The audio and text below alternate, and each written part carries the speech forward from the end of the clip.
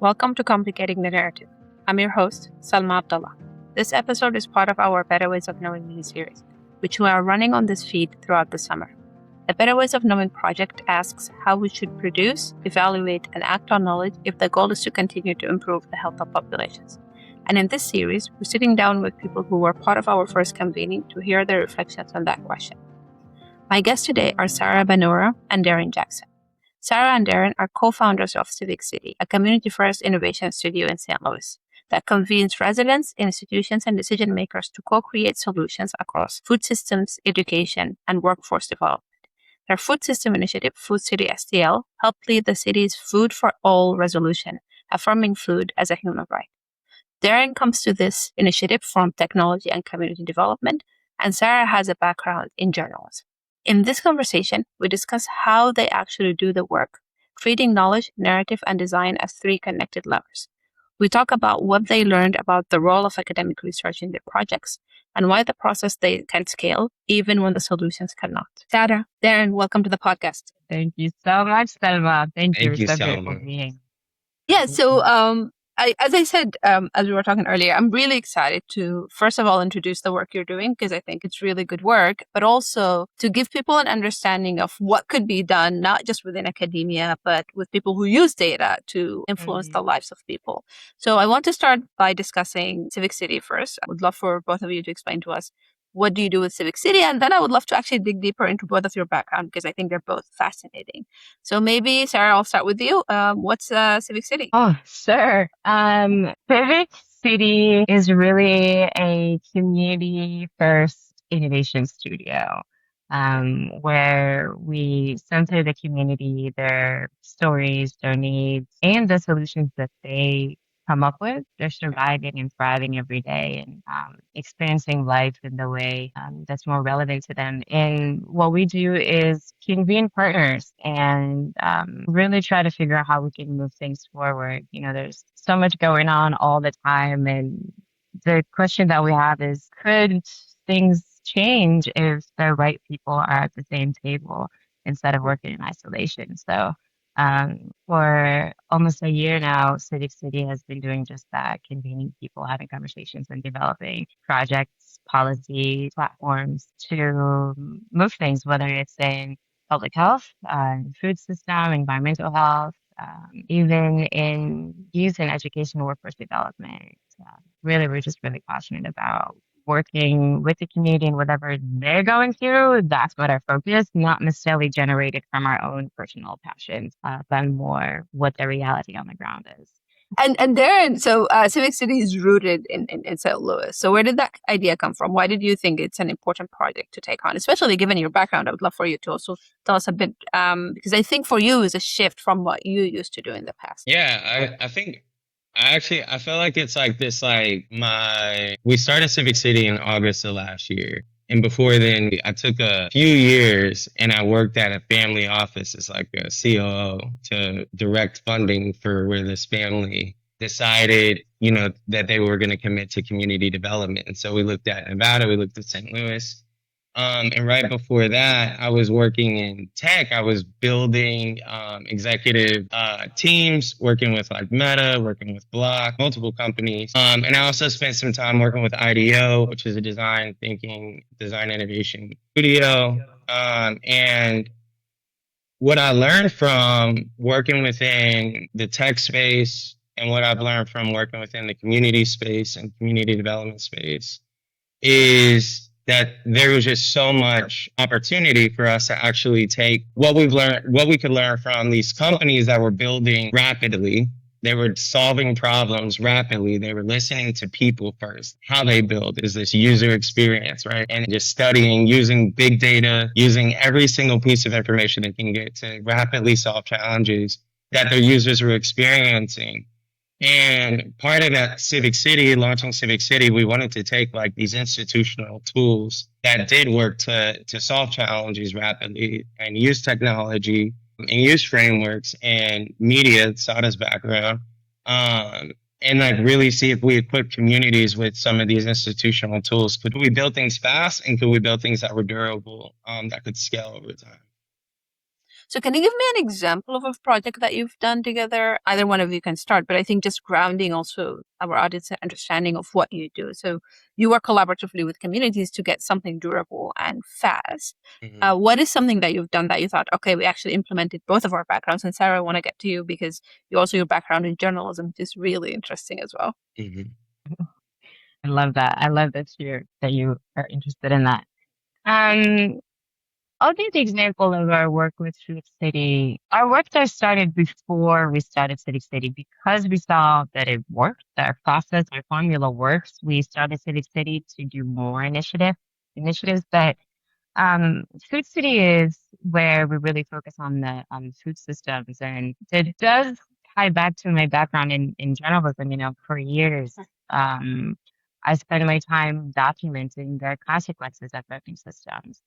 And we saw during the pandemic where the severity of those consequences show up when the body is so weak that you're just more likely to get sick and die, unfortunately, with the pandemic. And then realizing that the populations that were most vulnerable to the coronavirus were the populations with the least access to nutritious food and healthcare and resources. That really shifted the way I saw stories, and I increasingly started just being more interested in how can we look more upstream and not just talk about everything that's wrong, but really challenge the systems that even got us to this place from the beginning. And in the food space with Food City, for the longest, our strategy was let's listen first, because we've seen in some of many grocery stores open in a neighborhood and a year or two later they shut down. And you find out that that's not necessarily the solution that the communities in these neighborhoods are actually looking for. It's not necessarily viable. So we listened, we hosted community gatherings, think tanks, we did surveys, we did podcasts and toolkits, and even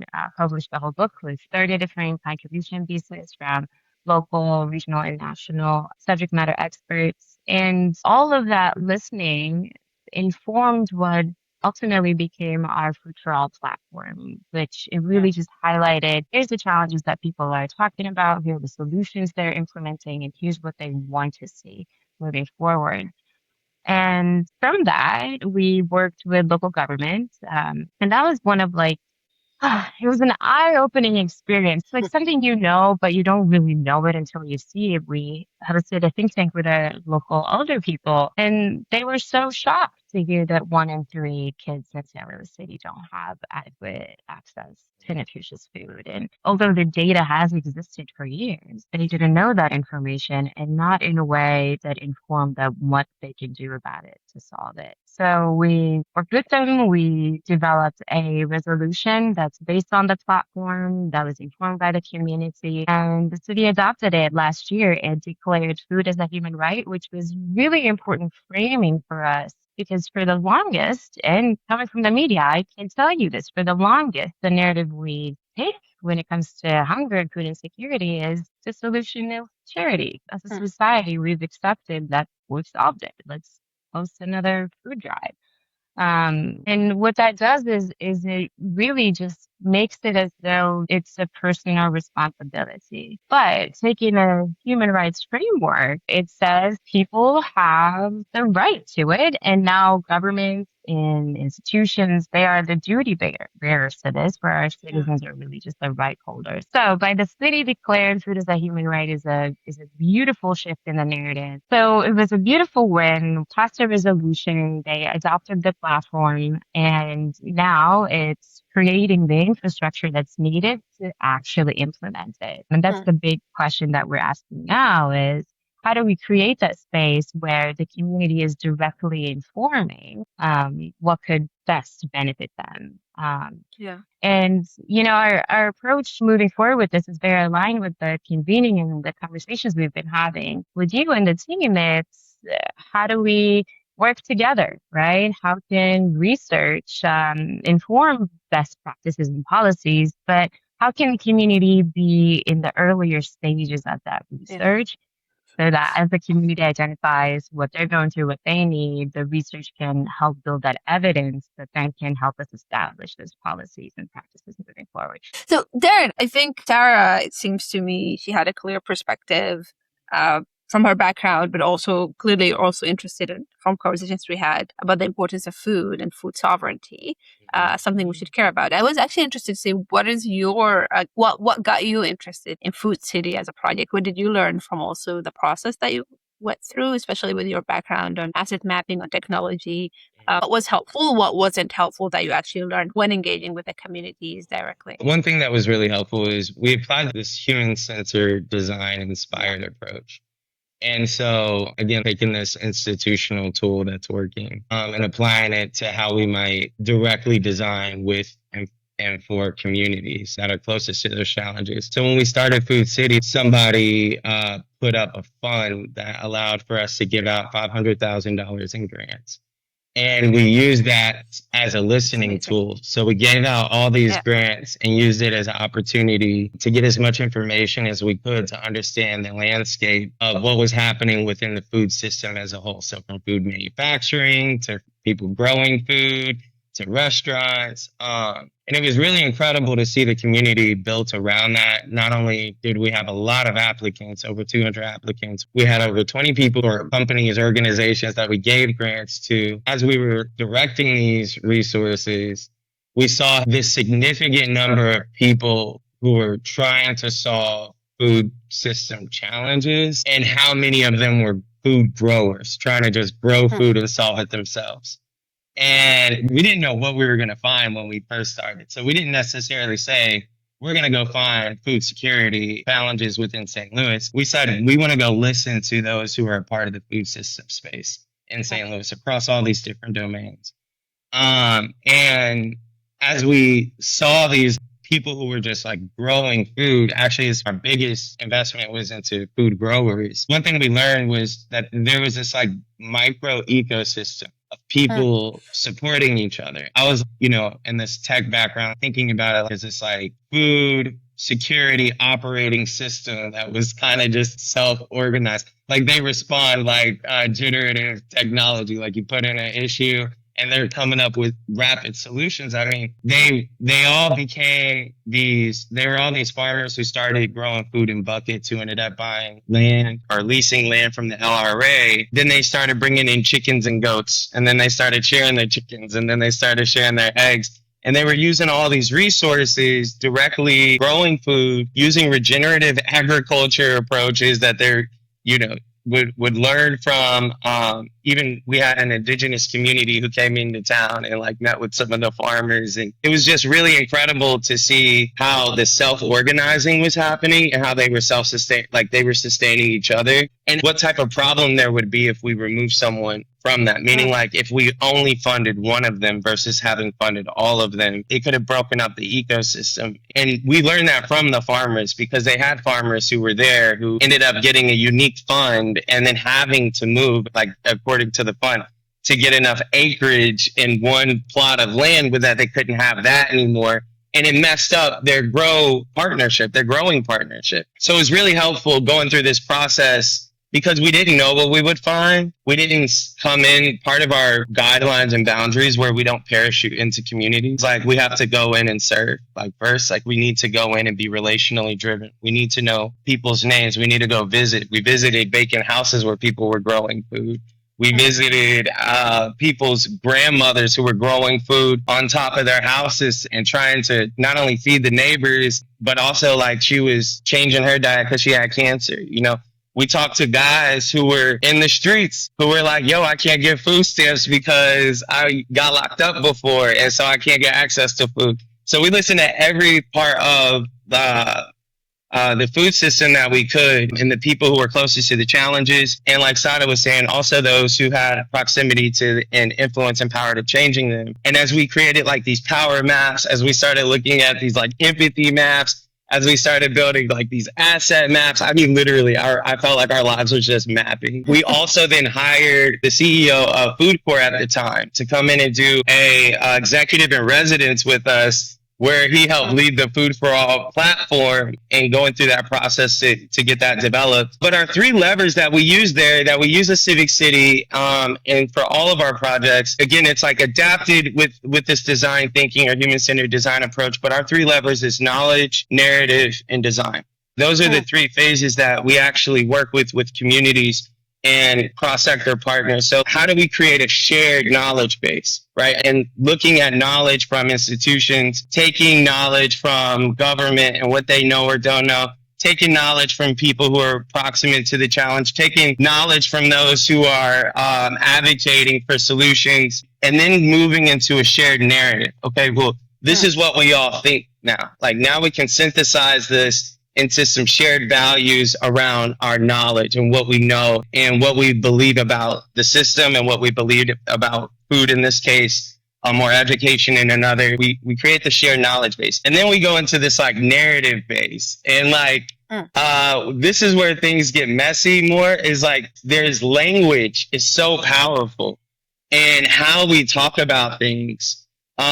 We heard from legislators how storytelling moves policy many more times than anything else, like hearing hearing stories from people. And we heard from the community, when you ask them about their work, they're not giving you their scientific explanation of like how this is working and why this works. They're giving you a story of what's happening, why it was needed, and how it's working now.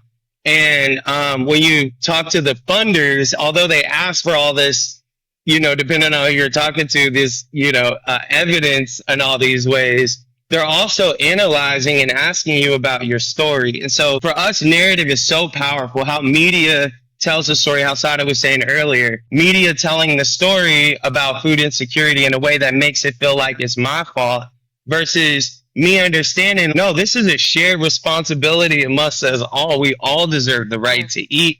And it is up to our representatives to help defend that right for us as we put them in the office, help fix the problems that got us here. And so it's a shared responsibility. And so narrative gives us these tools to change things from even feeling like they're deficit to feeling like we have strengths and assets truly. And those are really what we look for, are like those shared assets, like language assets, values assets among the cross-sector partners, so institutions, government, business, and community. And we build from that a shared narrative. And so in this case, for example, for Food City, we came up with the Food for All campaign because everybody just kept using this like language around everybody deserves a right to eat. And so looking at like Food for All, if we can all say this together, we can believe this together. Our stories were all Food for All related. We did a podcast, Food for All related. We did a book that was Food for All. Our website is Food for All, the platform and the resolution, because it was shared language. It was birthed from, this is accessible for everybody. This is something we can all say that we believe, and it's a banner we're all willing to take on. So that narrative piece is like key, and it's more challenging than people I think would think, because it's very personal. But then there's design. Our last piece is like, okay, now how do we co-create solutions? Now it's like, in order to have infrastructure, we have to move beyond our knowledge and putting out reports. We have to move beyond telling the stories about these things and then it ending there. We need to co-create solutions across, and for us, these shared knowledge and narrative would allow for design to happen much faster. Because now it's not for, it's with. Now it's not community wondering what's my role in this. They see their fingerprints in it. They hear their voice in it.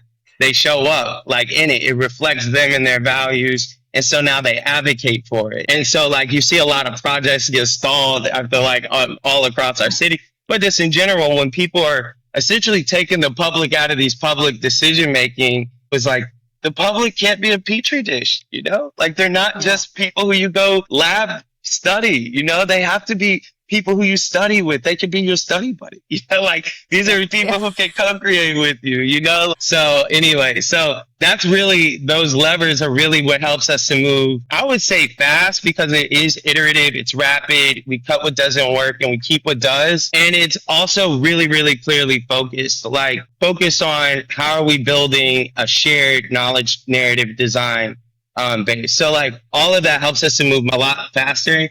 Because everyone is in agreement from the beginning. So there's two things. The first one is, how was research or was research part of the process that you had? Like people who do scholarly work, academic data, was that actually helpful for that project? But I think the other question that I'm always interested in is whether you think this type of work is scalable or maybe it should not be scalable by design. I think those are the two questions I usually struggle with. Do we take the lesson of saying you can do this on a larger scale, or do we take the lesson of you should do this, but you should do it context specific? So let's start maybe first, Darren, quickly with what was the role of the data that you got from academics, but I also want both of you to give me maybe an idea of what are the lessons that we take from this that are not you copy paste, but the scalable part of this. Is it the design process? Is it how do we go about it versus what exactly do you do? I would love your thoughts. Yeah, so we partnered with UMSL and a professor, Anita Mannion, she's amazing, and two others, professors. And they actually, for the Food for All book we put together, they were our peer reviewers. And so they peer reviewed it. And so we wanted to make sure that we did tie in academia. And I'll be real with you, we tied in, number one, we tied in media. Our introduction was created by Sylvester Brown, and Sarah Finsky was the editor for it. These are two just very, very popular, very, very successful writers and editors in St. Louis, and have been journalists who've been nationally recognized. And then we brought in the university partner like UMSL. We came in to do research, peer review of our data. We did data collection, multiple forms of data. It was a mixed method research approach. So we got a lot of surveys. We hosted focus groups, think tanks. And then we also just hosted community dinners, because that's where really good conversation happens. And so we hosted them every month. And then we actually gave away $500 micro grants, because usually those would attract people who are the most grassroots. Sometimes people who are, a little bit further, they're not really applying for or trying to get a $500 micro grant. So we got to get really close with the people who were just getting started. So we listened at every single space that we could. And we needed academia to help validate the work that we were trying to publish and put together.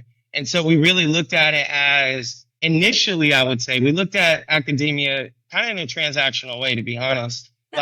Please just put your put your stamp of approval on this so that we could say it was peer reviewed. Going through the process with them, though, showed that this is a great partnership opportunity, that we didn't ask the right research questions on some of our survey pieces. And when I say that, I mean we didn't have enough information up front and the tools up front to know how to get the answer to the question we were actually trying to. So we didn't know how to frame our question in a way that would show up well in data. So they actually helped us to revisit that and go through some of these other pieces. So it was really, really eye-opening. It was incredible. They were so patient with us. You could tell they're teachers.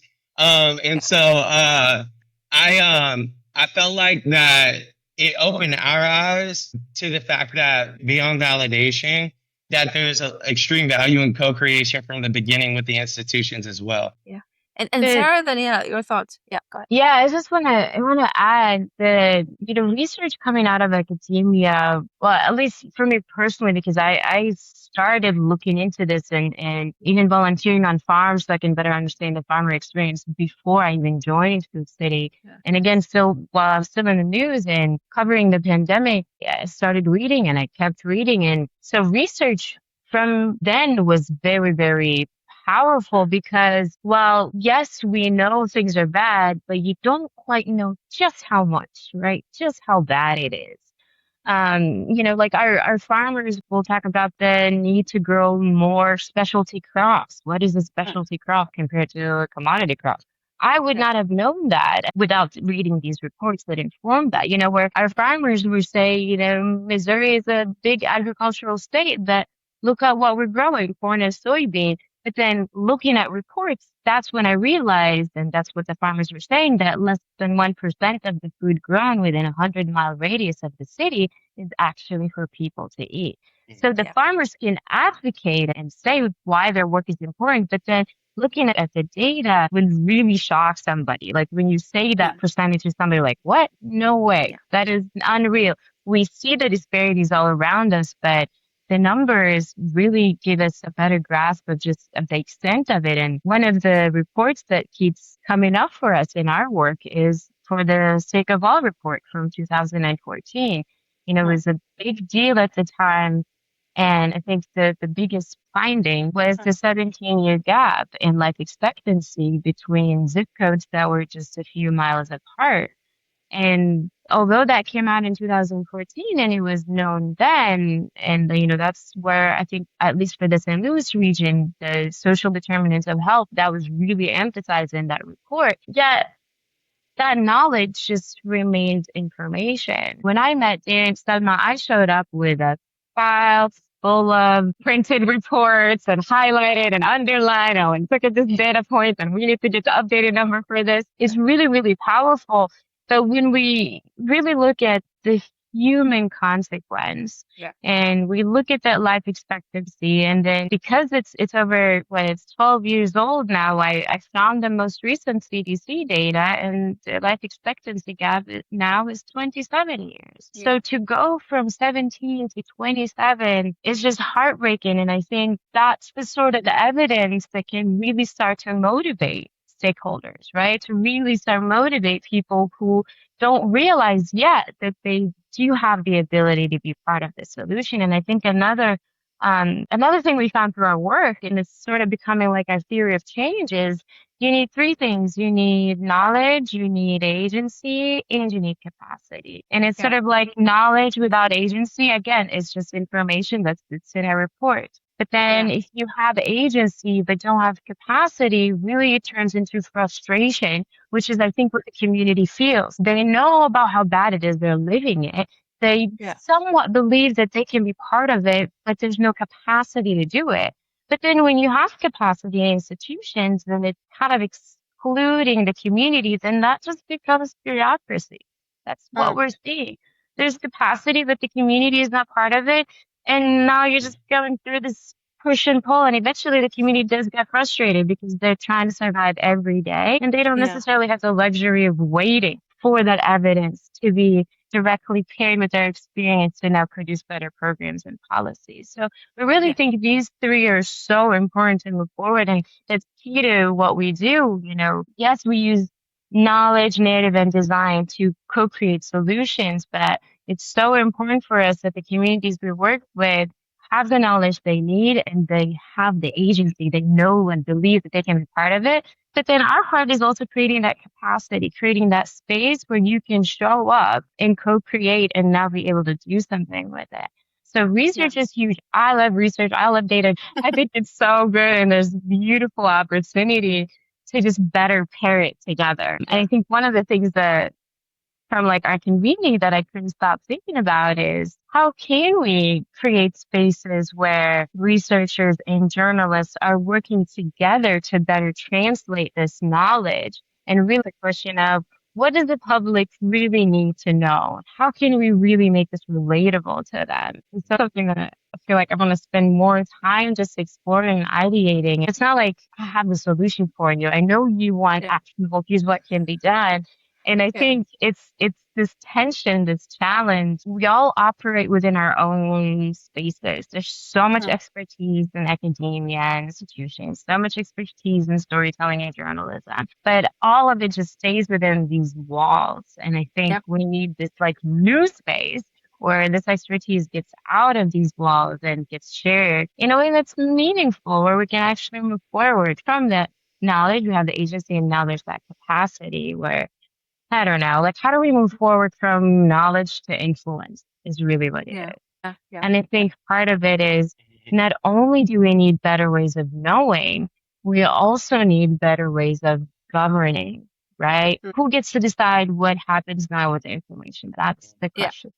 And this is really, you're setting me up perfectly for the next question, because one thing Darren said during the convening that stayed with me, that you said, if data is gold, or our gold, I treat data as plural, then it should be gold for everyone.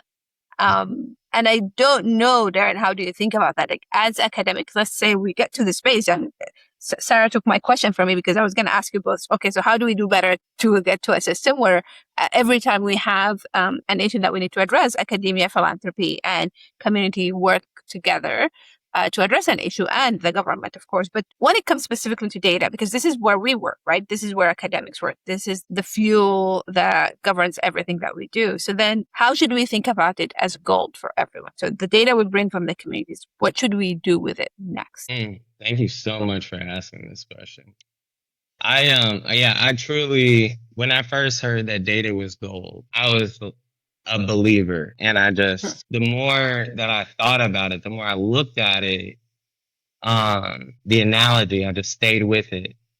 And so within that analogy, before gold is, and I'm not going to go through the whole, refinement process of gold, but it starts off as like this rock, and it says it's crude. And so like, really, really interesting, because it really is, if you don't know what it looks like before it goes through this process, then you're just sitting on something, a big old rock, So many of our communities, and this is my passion, became really internationally around this. One of the projects I did on the side, and it really connected to this work, is this exploration of what if people did know that they were sitting on gold.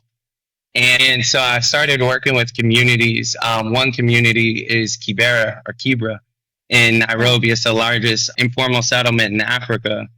And right outside of it in Nairobi is the largest United Nations office focused on sustainable development. And I worked with I met a friend who was there, and working with this kid who's a photographer who lived in Kibera, and his photos were beautiful.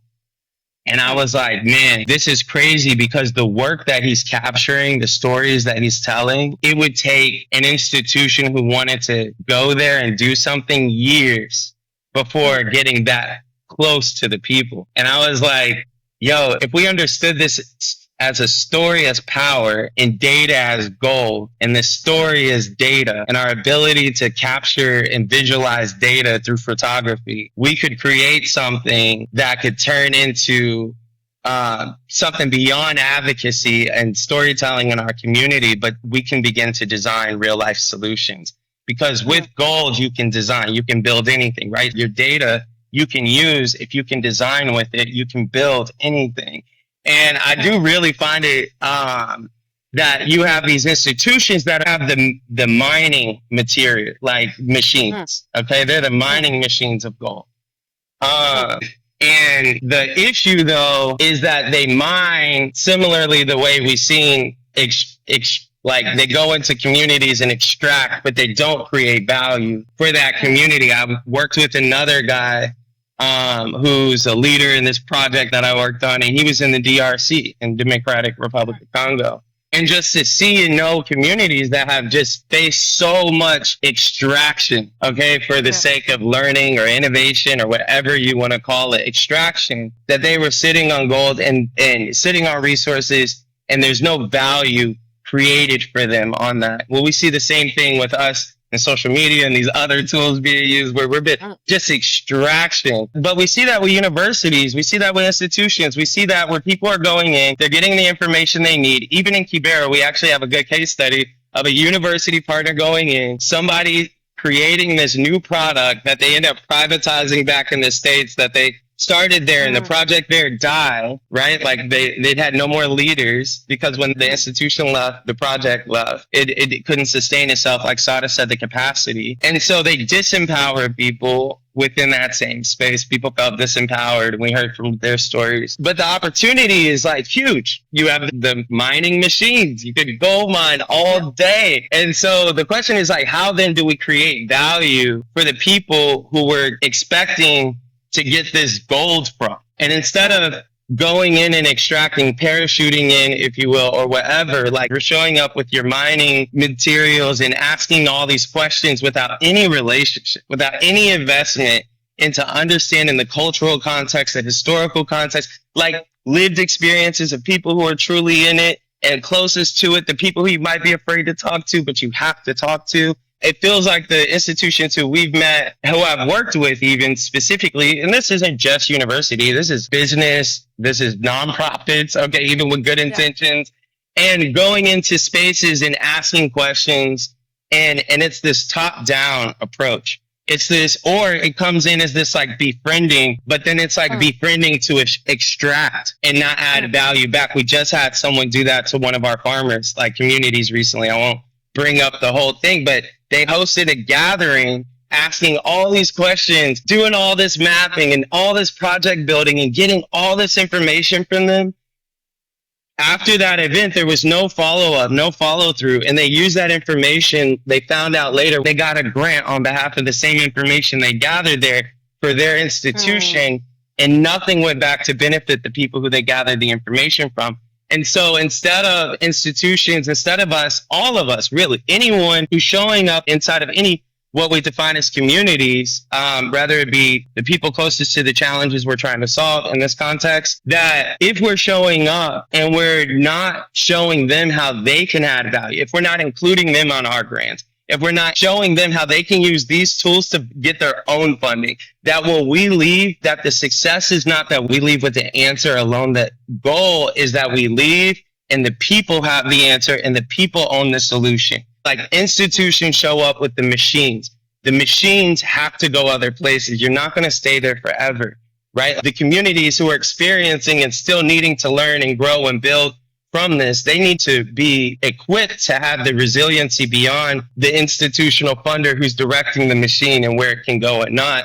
And the easiest way to do that is to equip the people on how to mine and use their own gold. So that's where I feel like the work that I've loved and been really, really passionate about is how we can equip people to understand how they can use the information from within their communities to create information or to create and drive innovation to solve problems, but then also to attract institutional partnerships. So if we are using research methods, for example, that align somewhat with even the institutional machine who could come in and help with this, it's easier for them to help us optimize what we're building at an institutional level than for us to have to start from scratch every single time. So when you say scale, earlier you asked about scale, I think that the process itself is scalable. We're proving that, I believe. The process is what's scalable. The output should not be. And the reason why I say that is your solution for solving those problems, the mechanisms in which solve those challenges should not directly be modeled after what we built at Food City, for example, because if it is directly just taken and put into another community, then you've just parachuted in your solution. You didn't start with the process, which we started with, which was deep listening and empathy and truly trying to understand what the challenge is and align that knowledge narrative and come up with designs that truly takes the shape and identity of the people that it was being designed with and for. And so I think that changes things. Culturally, it should feel different because every city feels a little different when we think about data gathering, when we think about data optimization. Well, institutions are networked across the entire country, entire world, but like, so the information generation, the role that they can play and the approach that they can take is what's scalable more than I believe the actual evidence. And that's why I think evidence is weird in the sense of like, hey, this is a good story. And like, we're excited about these good stories. We're excited about this data that happened in St. Louis. And now I'm funding someone to do that in Detroit, but Detroit is much different than St. Louis, even though they're very similar. They're very much so different. St. Louis aligns with the South a little bit more. Like, there are other cultural, there's things that are just different. And so I think that the process is what's scalable. And that's why we've really been invested into how do we perfect the process? How do we like improve our process? Is it adaptable process? Like, is it a resilient process? And then how do we partner with institutions in those three areas, knowledge, narrative, and design, to become our infrastructure for that? Yeah, we don't necessarily believe like we hold the solution. You know, we definitely have a process that we're proving works, but the vision is not that Civic City is a place where all of this is solved. Not at all. It really, truly requires all of us. We have a beautiful framework that we see is working and definitely would love to see implemented and taken elsewhere. I mean, even we have a youth program, we have an internship, and we're teaching our students the same thing, and we're seeing it happen. Last summer, we worked with youth who, their words, they said, I didn't even know that I lived in a ward and I had an older person. You know, we went from they didn't even know the system they lived in, to literally teaching them the process and then taking them to City Hall and have them meet their elder people. And then by the end of it, they said, oh, can we come back? We would love to interview the mayor. So going through that, the same thing from knowledge, agency, and then capacity, we see the difference it makes on just somebody's own belief of, my gosh, I can actually be part of this and I don't have to just be here recipient of everything that's happening to me, but I can be part of creating what's happening with those who are making those decisions. So it's kind of like, and we're both Christian. I don't know about you, Salma, but it's different parts of the same body. It's kind of the same thing. We're all one body, but we're all different parts doing our own unique thing that we're so good at. And I think what's really needed is that cohesion. And that goes back to breaking those silos, of taking the expertise from within institutional walls to really creating space where different sorts of knowledge can interact together and take their own unique form together and then see what happens. That's what I'm interested in. What could happen if we try things differently? So when it comes to scale, exactly what Dan was saying, yes, the information, the process, yes, we can scale that. I think what's key is having those partners that become the infrastructure where if there's need for research, can we partner with WashU to develop that research that's incredibly needed to support this group of farmers, for example.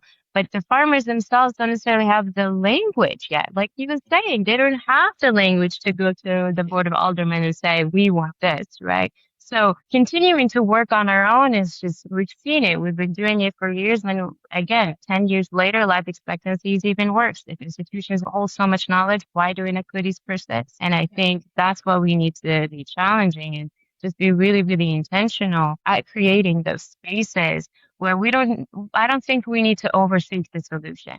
That's just like what Dan was saying. The solution we come up with is not because we decided that's what it is. It's because it was informed by the people. So the first step is to create the space, and then the solutions will emerge. And I think, like, from the convening, we saw people want things to be different. And then we put so much pressure on ourselves that we must figure out the solution, when really, no. We just must create this space, and then let's come up with a solution together. I know, Salma, you're looking for the steps. What can we do? And I really encourage you and invite you to, you're already creating the space. But now how do we make that part of the system where we come together and you don't have to figure this out on your own? I really believe that it's going to take all of us to move forward. I think that's a really beautiful sentiment to end on. It's very hard for me because I'm type A, so I have to remind myself, then we can all work together to try to figure out the solution. I really appreciate this, Sara and Darren. Thank you. This episode was edited by Catalina Melendez-Contreras with marketing by Kinkini Bahadri. Complicating the Narrative is supported by the WashU Persky School of Public Health. And this miniseries is part of the Building Better Ways of Knowing project, funded by the Robert Wood Johnson Foundation. If this conversation was useful to you, please pass it along to a colleague who cares about the future of public health. Thank you for listening.